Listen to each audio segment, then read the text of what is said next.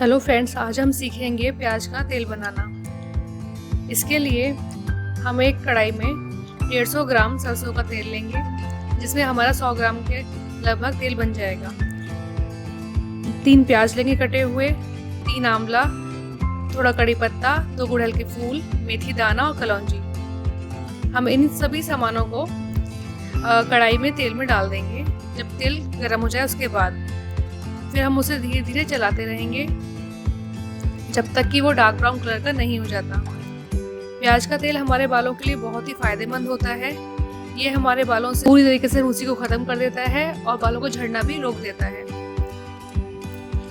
इसे हम धीरे धीरे चलाते रहेंगे।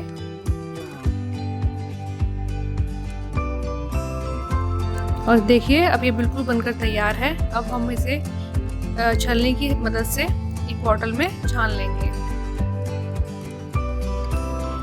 इसमें हम टी ट्री ऑयल की 5 बूंदें